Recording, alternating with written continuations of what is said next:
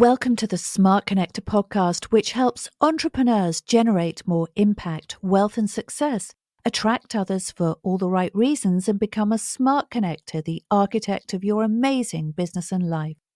This podcast is sponsored by Virtual Non-Execs, the world's #1 peer-to-peer board advisor community, which connects thousands of investors, entrepreneurs, and advisors globally.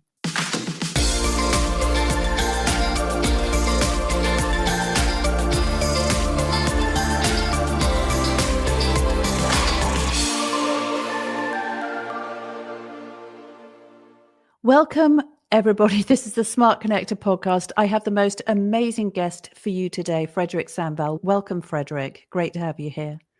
Thank you, Jane. Looking forward to have a great chat with you as last time. Yes, definitely. So just like to introduce Fredrik before we start. So Fredrik is a board director and strategic advisor who multiplies equity value for private equity and ventures between $5 and $100 million. He's also a global connector and investor and host of the Invest in You podcast. With a military background, he's also a director of special operations for the United Nations, ensuring operational continuity, diplomatic stability, and risk mitigation in high-friction geopolitical environments. And he's a former CEO and chief of staff also for the United Nations. So we're going to talk about all sorts of interesting things today, including the connection between his military background and leadership in business. We're also going to talk about AI and the impact of AI on private equity and financial environments, investment, all of that kind of thing. So really, really interesting, far-reaching conversation. And Fredrik, I've been on your podcast as well, haven't I? So this is a kind of opportunity really for us to continue the conversation that we started there. And exactly. Personally, I can't wait. Yeah, no, exactly. Flip the script, changing chairs. But like last time, I'm very happy to have it very much a two-way dialogue as the last time. So yeah, let's jump in. Yeah, amazing. Amazing. So as you said, let's jump in. So let's talk about your military career, Fredrik, because you know, a lot of people would think, well, how did he actually make that transition from the military to what he's doing now? It's, you know, you wouldn't necessarily say that there is a straight line between those two occupations, let's just say. So tell us your story. All right. So coming from a very normal family, I chose a very not normal life. So my curiosity has taken me all over the world, including to the military. I was always interested in things like that when I was young, and even tried to work like 2 weeks in the military regiment. And the officers like were joking. I was just 14 years old. I was teaching the soldiers how they should do how to assemble their weapons, and they said, "You will become an officer." And I said, "No chance."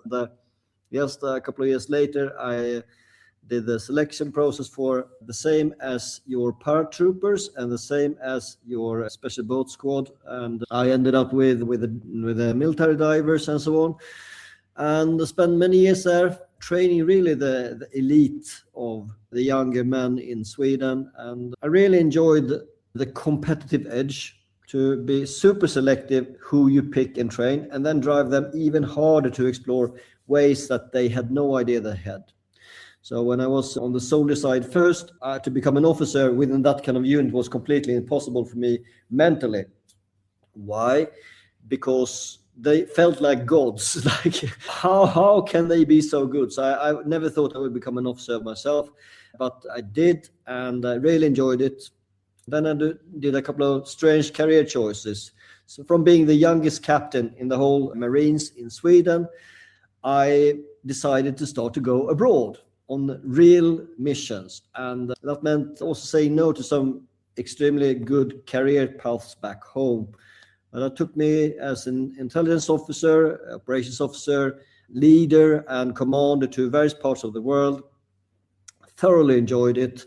And I'll park it there. It has taken me to so many countries and so many connections, and really interesting because Sweden has not been in war the last couple of 100 years, where we had most parts of the Northern Europe, and we tried to take Moscow and Russia, but we failed. But now we are very peaceful. Big smile for those of you who don't see the video. With that said, we were using military powers against organized crime, things like drugs, trafficking, and that felt very real, very valuable and important. And also many years working with the peacekeeping or tasks, stopping war, reporting from war, and also trying to make it better for people in countries by providing food, resources, roads, and so on. So it has been a very valuable part of my career and many aspects of discipline, self-prefer, keeping fit now. So I'm probably better shape now than for many, many years because I'm doing another project now in uniform as we speak. So back to you. Oh yeah. Well, that's really interesting. And I think what was coming through there, Fredrik, is really a sense of purpose, because it sounds like you were doing some really worthwhile work, and that must have been incredibly rewarding for you. I was just interested because I've actually spent quite a lot of time in Sweden myself. I've worked in Sweden. I've actually done a lot of international work as well. And it's been interesting to see how Sweden has changed over the years, because it's always had a reputation for being an extremely democratic society. Yeah. And I certainly know when I went there, it was really, really different to the UK. Yeah, I think there are many similarities with the problems we faced in the UK. We've also been living like 16 years as well. That certain parts of society benefit from working with crime, basically. And in Sweden, it's even more strange because you can be in benefits full-time and get like a decent salary for doing nothing. And then you can work full-time with crime, which I don't think is fair or right with the system, of course. And also to have hospitals that are so comfortable, so people sometimes try to get into the hospital over the winter. Oh, that doesn't really make sense. No. Well, that's it, really. I suppose it's society today, isn't it? It's everywhere, really. To add to that, I think what makes Sweden unique is, and it's still the case today, that the whole society is trying to lift from the bottom and push from the top. So everyone should be more equal. That means women and men. It also means those who are more poor to those who are worse off. So if lately we've had a lot of news about people who are rich leaving the UK, and in Sweden you really have high tax if you're high income earner, but if you set it up right, you can be tax efficient in whichever country you are in the world. But it's a lot harder to put some money in the pocket in the end of the day if you are like rich or ultra high net worth individual in Sweden, because the taxes are beating you down a lot. You can as an entrepreneur, like if you would take your business and you would run exactly the same in Sweden, you would probably need to work almost twice as long for the same amount of money in your pocket. And in fact, that was always the case. That's been the case for decades, really, hasn't it? That the taxes are very high for more affluent people. So, well, that's very, very interesting. So Fredrik, military service, that's part of life in Sweden, isn't it? Everybody goes through that, don't they? It used to be the case. Nowadays, we have turned back to it's not voluntary anymore. So we're basically testing everyone in the whole country. And then the military is partly through chance and partly through selection, picking roughly 10% of the population. When I did it 10 years ago, it was the other way around. 90% did the service. So it's quite different. But things change quick at the moment. So you never know. So my youngest son, Charlie, is one of the co-hosts on my own podcast. He is right and doing military service. Mm-hmm. Oh, that's very interesting. So Fredrik, when you came out of the military and you decided to get involved in this world of private equity, fundraising, investment, all of that kind of thing, how did that all come about? Where did the opportunities come from? I started through a very good segue, management consulting. There you can work with some of the best companies in the world. You can travel. You can solve really big problems that adds a lot of value. And with that toolbox, you can add value in so many different ways. So I specialized further in terms of how you can grow revenue, the sales side of things. So I was helping from very small companies, startups, all the way to some of the biggest, literally one of the biggest companies in the world right now. For example, Google, how Google can sell more and better. And they do. But that Yeah. was a few years ago.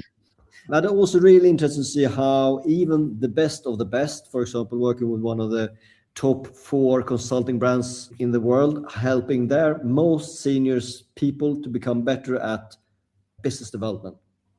It was very humbling where like companies I couldn't get into when I was a lot younger to be working with their directors and partners. That was really cool and not something I could foresee. So again, the curiosity brought me the learning, and then not to be shy of speaking and sharing, and like yourself, very willingly putting a lot of free things out for the world, and many people would like to engage with you to get help with implementation quite often.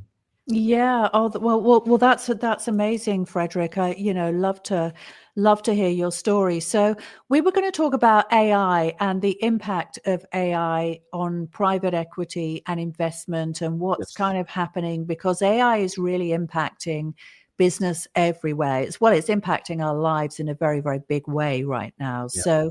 So what trends have you seen in the finance world in particular, and in, private equity, for example? How is it affecting decisions in that industry?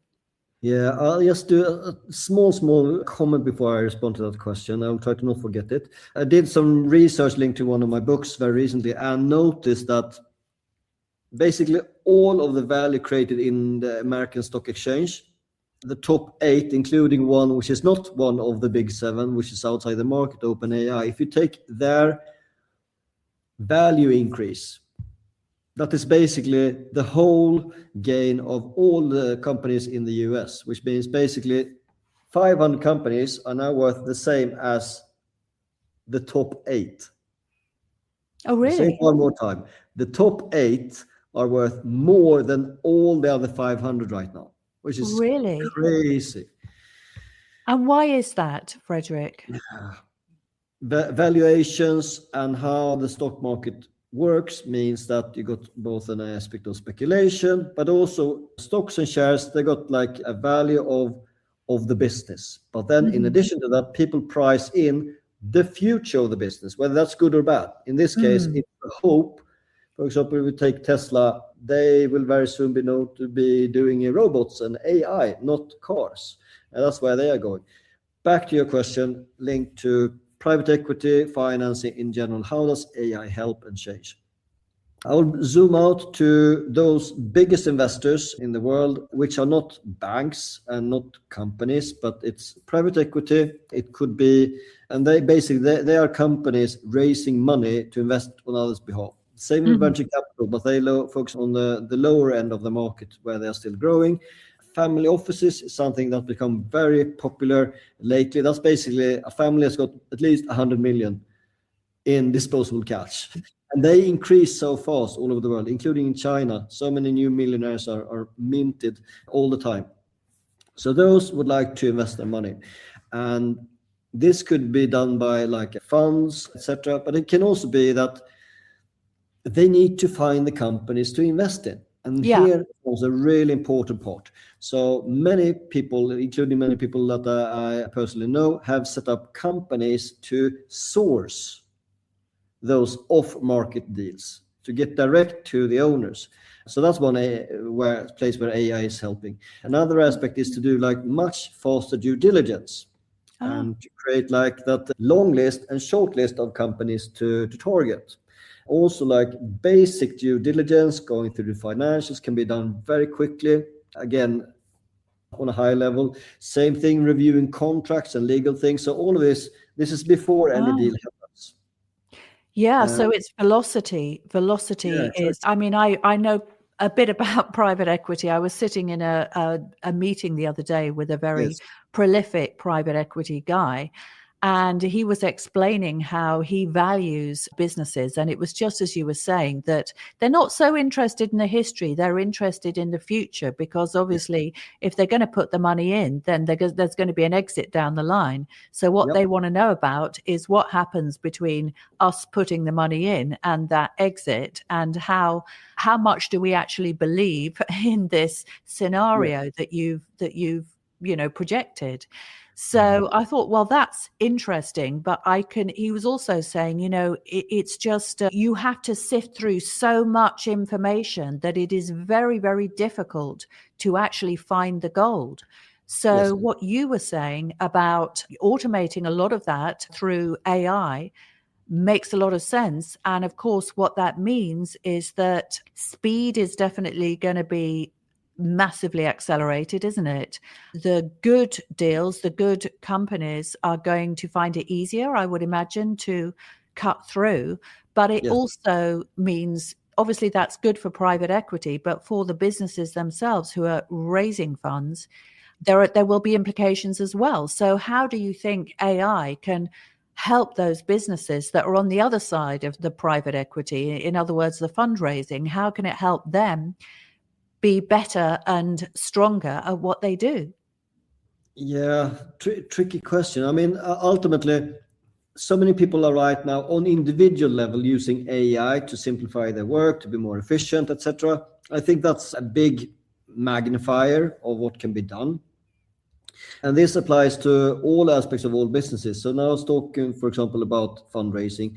Again, to raise funds, it's also like in sales, it's a numbers game. So you need to talk to many people, you need to build Yeah. relationships and have trust. So same thing there, like you make the long list, who should I talk to? And there are quite a few people just throw out very long list online. That doesn't help, because when you start to come into this kind of money, you need to have a relationship and solid trust. Otherwise, there will be no transaction. So one way to cheat and work with AI is to do a little bit what I am doing. So to work and multiply yourself with producing relevant content. And that can be on social media, it could be publishing things, but ultimately allowing people. We got Daniel Priestley as a mutual connection. He is a very good person in terms of knowing that if you're a key person of influence, that means that you will attract opportunities. Yep.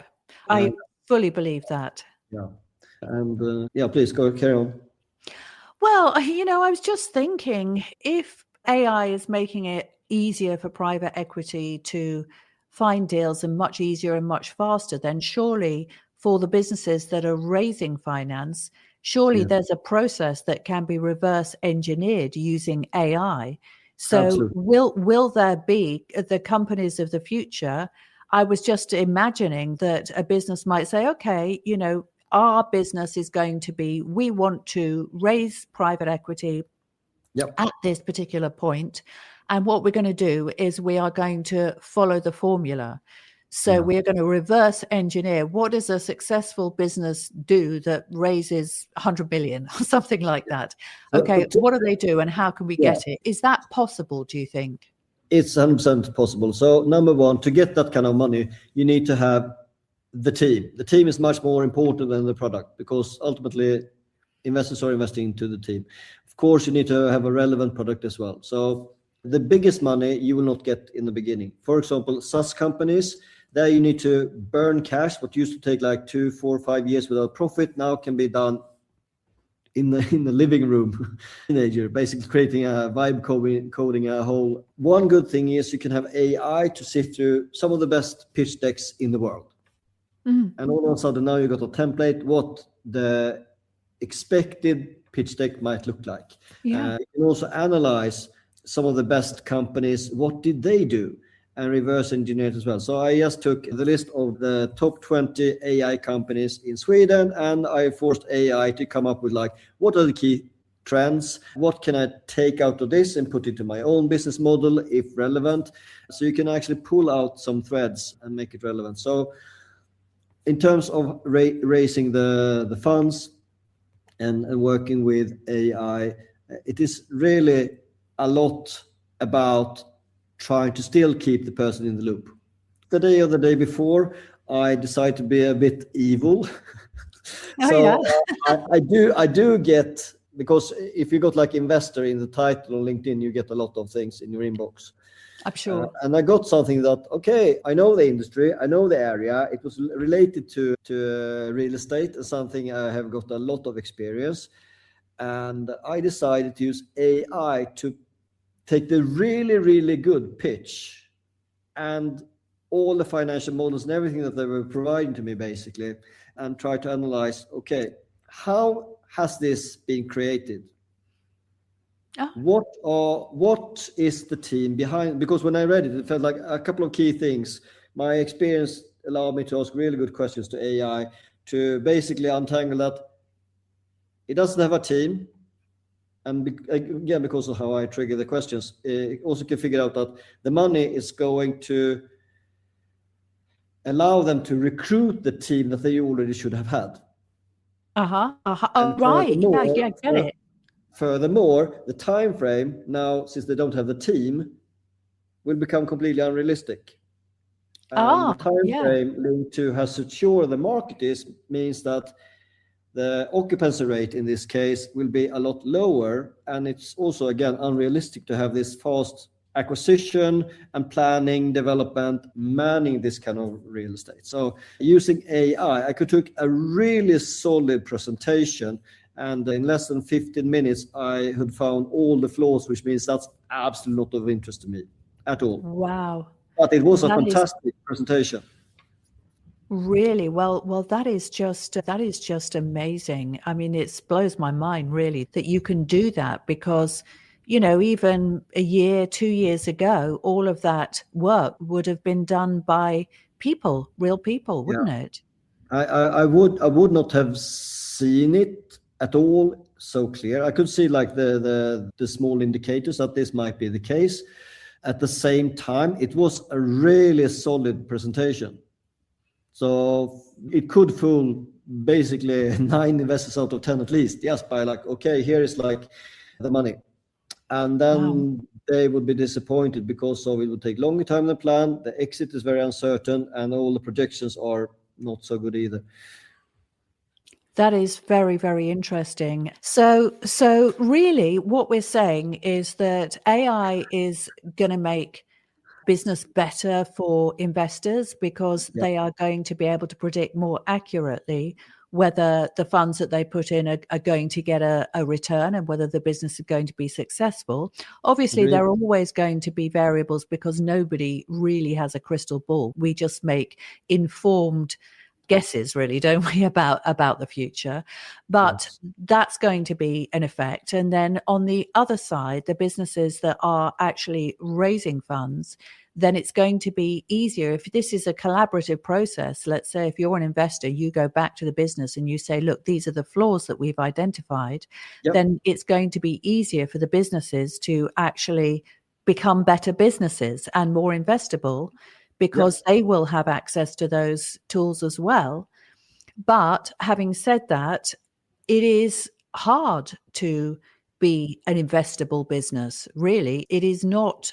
I mean, there are far more businesses that want to attract investment than there are investors that are willing to invest in them, right? And that has been the case for a long time. Yes. Yeah.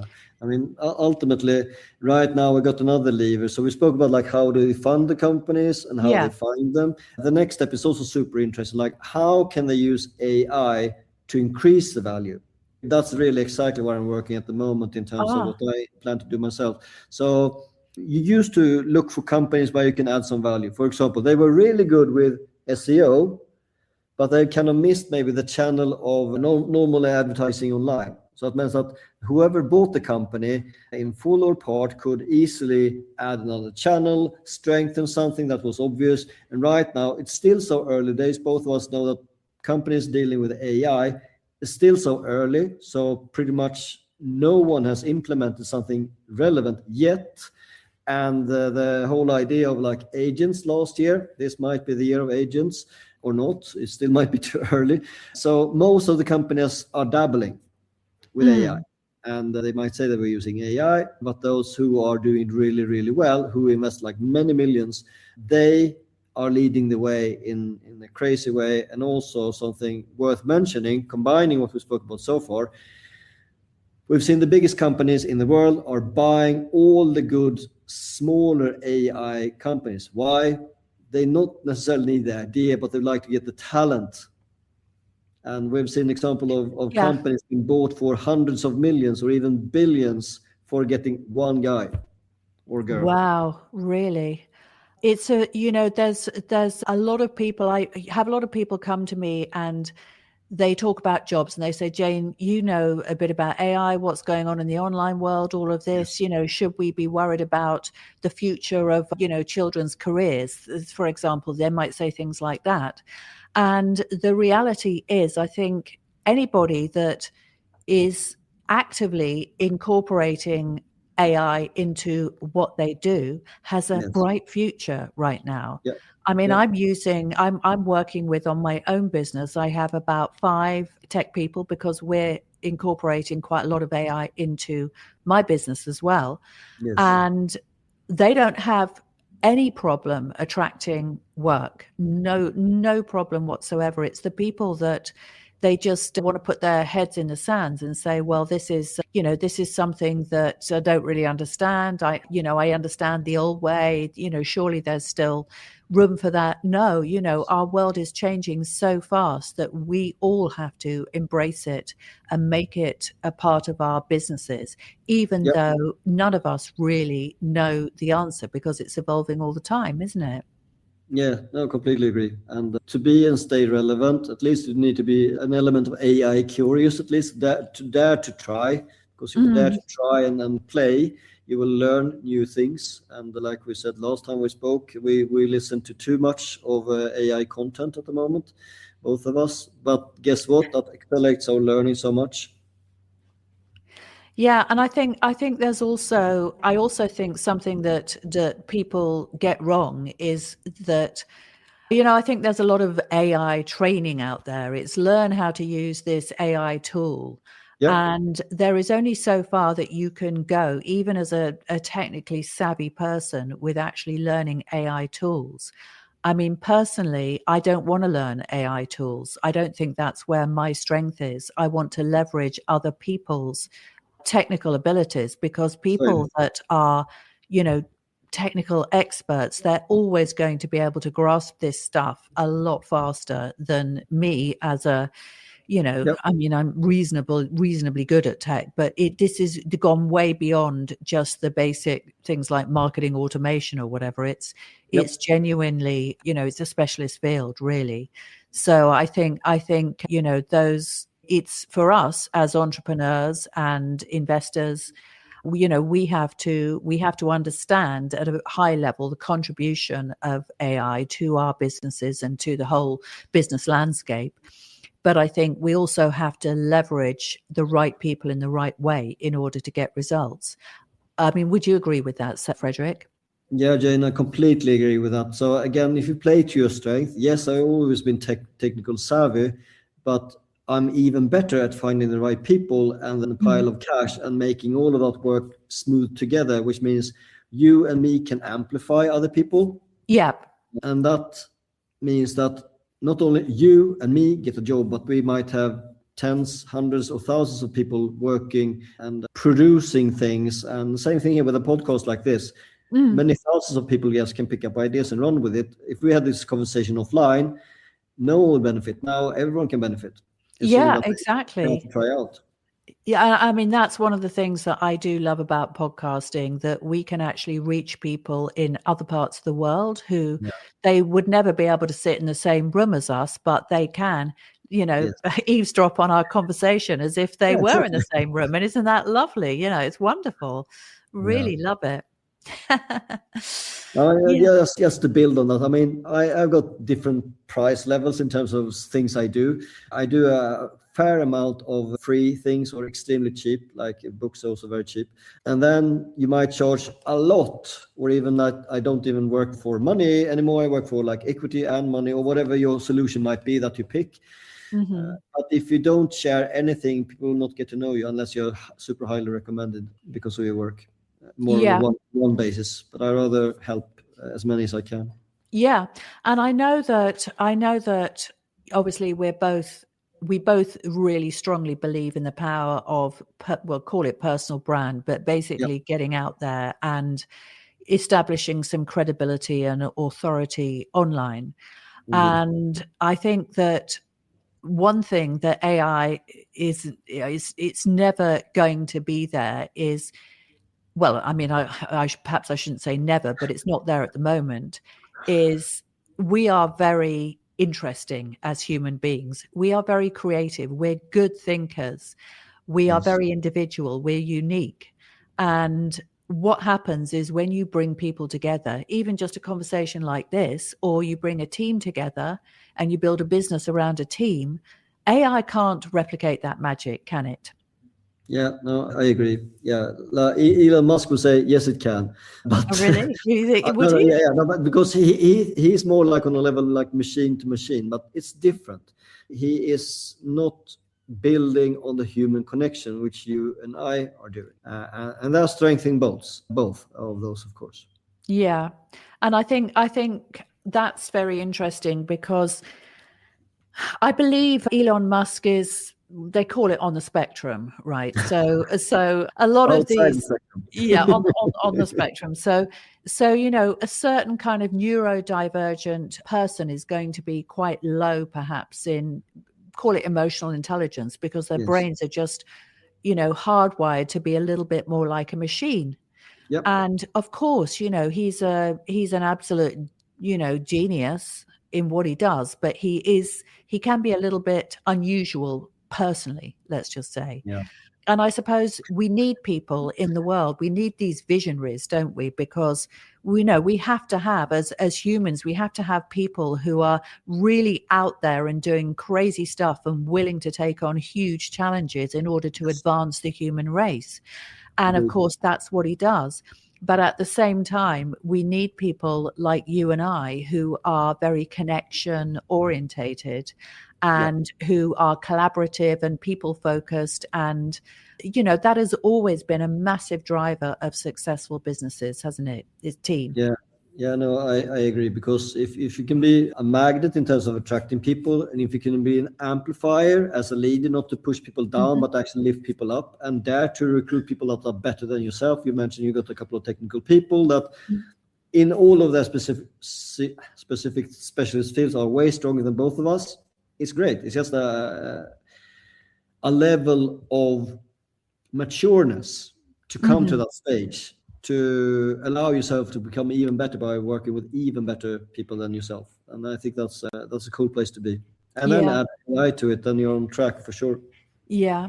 And I think it's also to do with people's values as well. I think that's terribly important in business, because I think if you get a bad apple, in other words, somebody who only cares about themselves, that can have a very detrimental impact on a business, can't it? I don't know if when you look at a team from a private equity perspective, what kind of things are you looking for apart from background and skill set? You spoke about divergent before. I like to use the word diversity. Diversity of thinking and skills and complementing skills, because ultimately, if they're all the same, that will be a limiting factor. Yeah. If they're all just gung-ho, full steam ahead, all the details will be missing, and it might look great to start with, but it will fall apart behind them. Yeah, so it's kind of like the perfect puzzle, the perfect pieces of the perfect puzzle. Yeah, exactly. Yeah. So amazing. It fits together. So I mean, just before we wrap up, Fredrik, I'd love to hear, in terms of your private equity career, what's been the kind of highlight for you in terms of the most interesting company that you've invested in personally? I think the most interesting one was a fintech company that I really enjoyed working with, and that was a case where I was partly involved in the board, so not the executive member, but non-executive advisor. So which meant I can help them to refine the processes, help to fix all or many of the things that I'm writing about in the latest book, in terms of like the numbers in place, start to get more structure, and start to have like less redundancies on key individuals and key man risk and so on. So all of those things come together. I'm not involved with them anymore, but it was a really good journey over just 2 years, and we more than 10 times the value in just 2 years. Wow, that is really incredible, Fredrik. 10x in the value. Yeah, partly by understanding the game of raising finance. So you can actually solidify the value of a company. So in this case, round numbers was worth roughly 1 million when we started together. And then by raising finance at different levels. So just pick a generic number. So now we raised the money at a valuation of 2.5 million, and then 6 million, and 10 million. And all of a sudden, there are enough investors who would invest on each of those levels, which means ultimately the value of the business is now not 1 million, but 10 million. And how can we prove that? Well, 10% was sold for another 1 million, which means the whole is now on a level of 10 million. And also to show there, when you like to sell a company or promote a company, you need to show a growth, a steady growth or a stepwise growth, and then also need to show some kind of level of profitability. And those two together creates a great story that attracts big money for the founders. And if you lack the story, profit or growth, you need to have those in some kind of good balance. You can get away with today not being profitable. Many companies are not profitable, but then you need to grow fast to justify that. Right. Well, Fredrik, what can I say? It's been an absolutely fascinating discussion all about private equity, AI, the military, Sweden. Yeah. It's been wonderful to speak to you. And thank you so much for coming on my podcast. And it really has been a pleasure. So you look forward to releasing the episode and have a great rest of the week. Perfect. Sounds good to me. Thanks, Jane. Thank you. Bye-bye for now.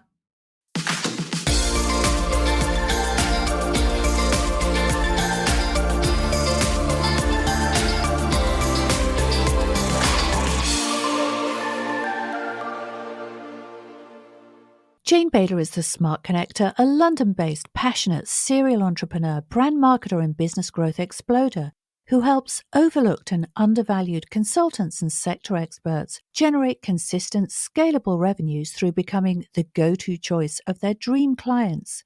If you've enjoyed this episode, we'd really appreciate you liking, rating, and reviewing the podcast on the platform you've heard it on. And check out the links in the show notes if you'd like to connect with Jane or any of her guests in person.